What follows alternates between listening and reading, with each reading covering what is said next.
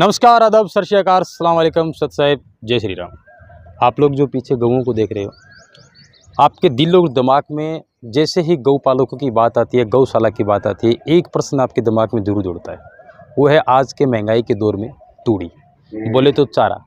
अगर चारा कोई व्यक्ति घर में अगर एक गाय रखता है, एक भैंस रखता है, तो उसके लिए आवश्यक आसान काम बन सकता है। क्यों? क्योंकि उनके घर में वो लोग दूध बेच लेते हैं या फिर अन्य कोई प्रोसीजर अपना लेते हैं। लेकिन ऐसे में गऊओं की क्या हालात होगी जब तूड़ी के जो भाव है वो आसमान को छू रहे होंगे। कल जयपुर देश की राज्य की राजधानी है, और राजधानी के अंदर जितने भी गौपालक है, जितने भी गौशाला है, उनके जो संचालक है या फिर जो लोग इनमें सेवा देते हैं, उनकी एक अहम मीटिंग बुलाई गई है, जिसमें नौर के बहुत सारे गौशाला के जो हेड ऑफ द डिपार्टमेंट है वो वहाँ पहुँचे हैं भाग लेने के लिए, इस बात को लेकर के कि अनुदान की राशि है वो कहीं न कहीं इस बार तूड़े के भाव को देख करके कम नज़र आ रही है। मैं महिपाल जी सैनी से बात करूंगा। इससे पहले मैं आपको परिचय दे देता हूं। महिपाल जी सैनी एक अच्छे गाय कलाकार हैं और कल्याण गौशाला के अंदर इस समय इनका एक अहम योगदान है। कितनी यहाँ गौएँ हैं और गौओं के साथ साथ इनके अलावा ये लोग क्या क्या करते हैं, इनके बारे में आपको परिचय कराएंगे। सबसे पहले तो महिपाल जी, हमारे चैनल में प्रथम बार 7 सालों के बाद मैं आपसे पहली बार मिला हूँ। क्राइम रिपोर्टिंग को लेकर के अक्सर हम लोग फील्ड में रहते हैं, गाने आपके बहुत सुने हैं, लेकिन गऊओं की जहाँ तक बात आती है तो हिंदू धर्म का सबसे पवित्र पशु अगर माना जाए तो वो गऊओं की सेवा को माना गया है। गौमूत्र एक पवित्र है, गऊओं का एक अनोखा धर्म भी है, और गाय का जो गोबर है वो भी वैज्ञानिकों ने कहा कि ये बहुत अच्छा होता है। चाहे वो ऑक्सीजन की मात्रा की जाए, कार्बन डाइऑक्साइड कम देता है, ऑक्सीजन की मात्रा को लेवल में रखने का काम करता है। बहुत सारी ऐसी मतलब गऊओं के अंदर खास बात है। लेकिन महिपाल जी, सबसे पहले तो हमारे चैनल में आपका स्वागत और अभिनंदन।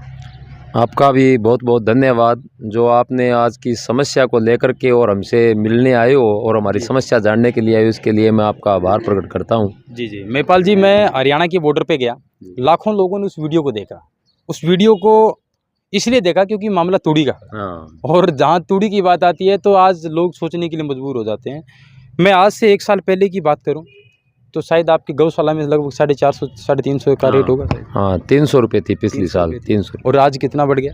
आज 800 850 रुपये हो गए। 850 में आ भी नहीं। हाँ, 3 गुना भाव हो गए अब की बार। जी। और अनुदान के लिए अभी मेरे ख्याल से आपकी सूची में नंबर आया है पिछली बार? हाँ, पिछली बार एक बार हमें अनुदान मिला है। मैं तकरीबन यहाँ 5 साल के लगभग हो गए सेवा देते हुए जी। तो एक बार अनुदान मिला है, और अब की बार तो अब आना है। कब आएगा तब पता चलेगा। जी। अभी तक चल रहा है प्रोसेस। कितनी गौएँ हैं जरा दर्शकों को आप मुझे बताएं। 210 के लगभग गोवंश है हमारे पास में जी। हाँ जी। जी। और जिसमें ये है कि कोई दुधारू है नहीं। हाँ, सारी बाखड़ा बस खाने वाली है सारी। ये कोई 10-15 लीटर दूध होता है। जो कर्मचारी रहते हैं थोड़े बहुत इधर उधर, तो वो उन्हीं में लग जाता है। बाकी वो नहीं है कि बहुत ज़्यादा यहाँ पे दूध होता है, वो नहीं है ये सारी। हाँ, बस यही है कि खाने वाली है ये तो सारी। जी। हाँ। तो आप कोई बड़े भामाशाह की मदद ली? इस बार भी तूड़ी का महंगाई का दौर चल रहा है, आप लोग मदद कीजिए। कोई विशेष भामाशाह सामने आए? मिलते हैं तो सहयोग मिलता है हमारे। एक तो बिहारीलाल जी सारिया है, नौर नागरिक प्रसिद्ध दिल्ली के हैं। जी। तो वो हर बार 150-200 कुंटल तूड़ी में देते हैं। इस बार भी इस महंगाई में भी उन्होंने 2 ट्राली तूड़ी में दिलाई है। जी। उसके लिए मैं उनका आभार प्रकट करता हूँ। दोबारा नाम बताएं दर्शकों को। बिहारीलाल जी इसारिया है, नौर नागरिक प्रसिद्ध दिल्ली के वो अध्यक्ष है। जी। अपने नौर के हैं वो वैसे तो, लेकिन दिल्ली रहते हैं वो। जी। और बड़े अच्छे इंसान है, और उनकी तरफ से और भी गौशाला में अच्छा सहयोग रहता है। जी। इस बार भी हाँ, इस महंगाई में भी उन्होंने अच्छा सहयोग दिया है। तो उसके लिए तो उनका बहुत बहुत आभार है कि भी इस महंगाई में भी उन्होंने मना नहीं किया है हमें। जी। हाँ, क्या नहीं लगता आपको कि जो ग्रामीण क्षेत्र के जो लोग हैं, पशुपालक जो लोग हैं, उनके लिए सबसे कॉम्प्लिकेटेड पोजीशन आ गई इस समय? बड़ी दिक्कत हो गई है। और मैं तो ये भी देखता हूँ कि इतने दिन जब महंगाई नहीं थी तो बाजार में जो गोवंश खुला घूमता था वो सारे नंदी थे, अमेरिकन। और अब मैं देख रहा हूँ कि गायें और छोटे छोटे बच्चे भी घूम रहे हैं। हाँ, अच्छी नस्ल की गाय जो है वो लोगों ने खोल दी है। वो अब की बार देखने को मिल रहा है, इतने दिनों में वो देखने को नहीं मिला था। तो वो दिक्कत हो रही है, तभी वो बेचारे छोड़ रहे हैं, वरना कौन छोड़ेगा इतनी बढ़िया अच्छी गाय। गौशालों की विशेष बात देखी है मैंने, कोई आवाज लगाते हैं गौवंश है वो वापिस पास में आ जाता है। तो अभी तक कोई कोड वर्ड आपने सेट किया है? नहीं, देखो आपके पास तो ये लोग आ गए। ये वैसे ही आ गए हैं। मैं ऐसा नहीं कर, क्योंकि मैं समझता हूँ कि ये सारे एक समान ही है। हाँ। अच्छा। तो अलग से किसी से अगर अपने मोह जोड़ लेंगे तो फिर वो थोड़ा अलग हो जाता है। कोई शरारती तत्व है इनमें? नहीं, सब एकदम सही है। जी। शरारती नहीं है, ये बहुत अच्छी नस्ल का है, नंदी है। दिखाएं जरा। हाँ, ये साहिवाल नस्ल का नंदी है। ये साहिवाल नस्ल का है भाई। ये दिखाओ आप इनको, सही ये भी वाला छोटा है लेकिन ये बहुत अच्छा है। जी जी जी। और मैं आपको ये भी बताऊं कि ऐसी नस्ल के बहुत से नंदी घूम रहे हैं बाजार में, थार पारकर हो, ये साहिवाल हो, बहुत अच्छी नस्ल के। बस वजह यही है कि महंगाई बहुत हो गई और लोगों के लिए बड़ा मुश्किल टाइम आ गया है ये। जी जी जी जी। हाँ जी। यानी कि तूड़ी पर विशेष रूप से प्रावधान निकलना चाहिए। हाँ, तोड़ी पर हरियाणा तो सरकार को भी सोचना चाहिए, बैन हटाना चाहिए। पड़ोसी राज्य हरियाणा है अपना, और उत्तर प्रदेश की बात करूँ, मध्य प्रदेश की बात करूँ, तो सबने बैन कर दिया है, सिर्फ राजस्थान ही बचा है। ऐसे में क्या प्रतिक्रिया रहेगी गौपालन को? राजस्थान में तो देखो तोड़ी है नहीं, हरियाणा से ही काम चलता था अपना। हम्म, और सरकार का ये बहुत ही गलत निर्णय, मैं तो ये मानता हूँ। इसकी वजह से ब्लैक भी हो रही है। जी जी। व्यापारियों को वो लोग, क्योंकि वो जो लाते हैं वो तो बेचारे मजदूरी करने वाले लोग हैं, तो वो व्यापारी को ज़्यादा देते हैं, तो गौ पालकों को वो देते नहीं है। वो 10-20 रुपए उनको ज़्यादा दे दे, तो हमारे लिए बड़ी समस्या हो गई है ये। कि मैं यानी मानो कहीं न कहीं सरकार को बैन भी हटाना चाहिए, और जो लोग स्टॉक करते हैं, स्टॉक माफियों के खिलाफ कार्रवाई करनी चाहिए। बिल्कुल, स्टॉक तो होना ही नहीं चाहिए। अगर स्टॉक जब तक होता रहेगा, गौशाला को तोड़ी कौन देगा ये बताओ? कोई नहीं देगा। वो तो उनको तो बेचनी है। वो तो मानो 10-20 रुपए ज़्यादा दिए, 50 रुपए ज़्यादा दिए, आगे कमा लेंगे। हम कहाँ से कमाएँगे? मैं तो इनको खिलानी है। बिल्कुल, बिल्कुल। तो इस वजह से ये हटाना चाहिए बिल्कुल। ये गऊओं के हालात है, पंखे भी लगा रखे हैं गऊओं के लिए, और ये सुविधा भी अत्याधुनिक सुविधा से लैस है ये गौशाला। और ये कहना कोई अतिशयोक्ति नहीं होगी। मेरे साथ संतोष जी सुतार भी है। संतोष जी, घूमने के लिए आ गए आप यहाँ? नहीं, बस ऐसे आता रहता हूँ मैं। सेवा करते हो गऊओं की? हाँ, लमसम आता रहता हूँ यहाँ पे। जी, जी, जी। देखो, आज के युग के अंदर गऊ हुँ, का जो हाल है हुँ, हुँ, वो बहुत ही भयानक रूप ले लिया है। हुँ, हुँ, मेरा ये कहना है कि जो हरियाणा सरकार है, उन्होंने जो वैन लगाया है, हुँ, हुँ। उस वैन के लिए मैं बहुत खिलाफ हूँ। जी, जी। क्योंकि वो जो है ना, हुँ, हुँ। वो वैन के हिसाब से, और वो सिस्टम जो है ना, वो एक ऐसा हो गया कि 10-50 रुपए या फालतू दे देंगे, हुँ, हुँ, उसी को वो देंगे, हुँ। ना कि गौशाला के नाम से। जी, इधर आना वैसा ही है। जी, जी, जी। तो इसलिए मेरा कहना है, इधर आना एक बार। हाथ जोड़ के विनती है मेरी जी, जी।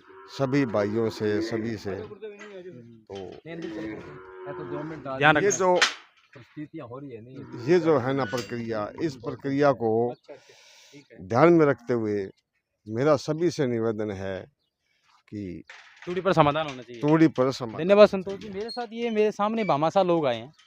गऊओं के प्रति इनकी समर्पित भावना को देख करके मुझे लगा कि इनसे बात करना चाहिए। शुभ नाम क्या है? मेरा नाम बसंत कुमार। बसंत कुमार जी। गौशाला पे विजिट करते रहते हैं? हाँ, आते रहते हैं। जी, जी। कितने दिनों से आते हैं? हमेशा से ही इस इससे बार तो पहले बड़ा संकट है तूड़ी का, है ना? पूरी का तो सब- जायज़-सी बात है कि आप लोगों की मदद की बड़ी आवश्यकता है गौशालाओं को। जी बिल्कुल, जी। मदद की आवश्यकता भी और हो जितना करते भी, हाँ, करना भी चाहिए। जितना हो आपका शुभ नाम क्या है? संजनी और जी, जी। आप भी यहाँ आते रहते हो? आते रहते हैं। आज किस खुशी के अंदर आए हो? आपके हाथ में पैसे मुझे नज़र आ रहे हैं। गाय की सवामनी कराने के लिए। जी, जी। वेरी गुड, बहुत अच्छी बात है। जो दर्शक सुन रहे हैं, इनकी हौसला अफ़ज़ाई के लिए कमेंट बॉक्स में जाकर के इनके प्रति कमेंट ज़रूर करें कि चिड़ी चोंच भर ले गई नदी ना घट्यो नीर, दान दिए धन घटे नहीं कह के साहिब कबीर। बोले तो अगर कोई व्यक्ति गऊओं की सेवा के लिए अगर रत्ती भर भी को दान देता है, तो कहते हैं कि परमेश्वर का एक नियम है कि 100 गुना वो उसे वापस मिलता है। और गऊओं का जो चारा है, उनके लिए पारदर्शिता रखते हुए भाई महिपाल जी सैनी हैं, जो लगातार गऊओं की सेवा कर रहे हैं। और मैं इनके साथ-साथ स्टॉक भी धन्यवाद आपसे, मिलने के लिए अच्छा लगा, बात करने के लिए। आप इसी तरीके से आप लोग सहयोग करते रहें। बिल्कुल, बिल्कुल। और ये जो स्टॉक है महिपाल जी, ये अमूमन इन दिनों में क्या होता है इस स्टॉक का, ये पूरा का पूरा भरा रहता है ना? हाँ, ये भरा रहता है, लेकिन आज मुझे ये खाली नज़र आ रहा है। हाँ, उसमें लगभग हमारे 1500 क्विंटल तूड़ी आती है। अच्छा जी। पिछली बार हमने एकदम फुल कर दिया था इसको, जी, जी। इस आगे- बार ये खाली है। हुँ। तो ये पूरा का पूरा जो स्टॉक है, मैं आपको दिखाना चाहूँगा। ये तो अलग हो गया।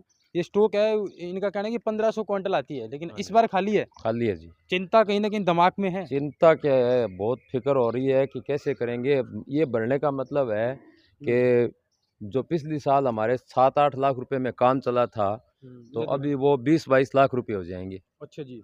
तो बताओ ये इतना- 7-8 लाख रुपए के बदले 20-22 लाख रुपए। हाँ, 3 गुना भाव हो गए तो तूड़ी के। आप देख सकते हो। तो ये तो 200-250 कुंटल तूड़ी भी डलवाई है हमने। जी, ये 800 रुपए के भाव की है। और इससे पहले जब तूड़ी नहीं थी तो 1100 रुपये, 1000 रुपये, 1100, 1150 के भाव हो गए थे। तब इंतज़ार ये रहा कि नई तूड़ी आएगी तो सस्ती हो जाएगी। लेकिन ये फिर 800 रुपये पे आके अटक गई है। ये पूरा का पूरा जो होल है आप देख सकते हो ये खाली है।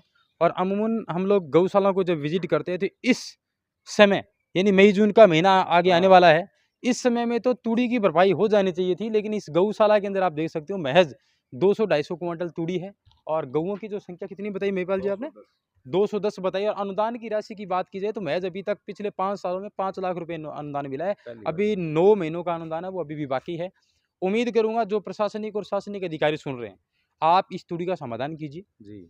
अन्यथा गौपालकों के लिए खतरे की घंटी है। पहले भी आवारा पशुओं के चपेट में आकर के बहुत सारे लोगों की एक्सीडेंट के दौरान मौत हो जाती है, लेकिन अगर वास्तविकता ये रही तो गौपालक भी चौपट हो जाएंगे और जो लोग घर में जो पशुपालन का काम करते हैं वो भी सड़कों पे आ जाएगी, आवारा पशुओं की संख्या बढ़ जाएगी। ऐसे में एक्सीडेंट के मामले बढ़ते रहेंगे, मृत्यु के आंकड़े बढ़ते रहेंगे।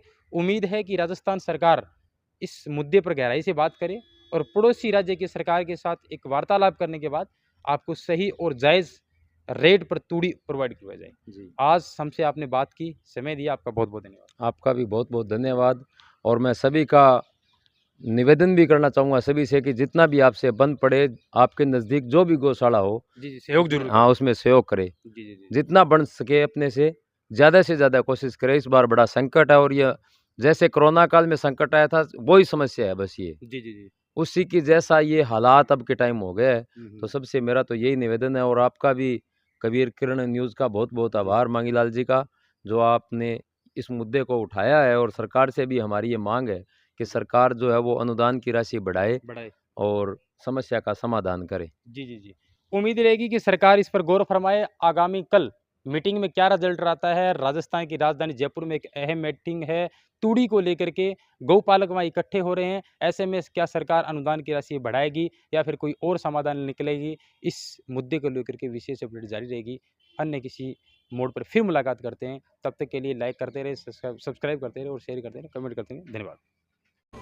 अगर आपने हमारे चैनल को सब्सक्राइब नहीं किया है तो चैनल को सब्सक्राइब करने के साथ साथ इस बेल आइकन को प्रेस करें ताकि आप देख पाएं हमारी वीडियोस सबसे पहले।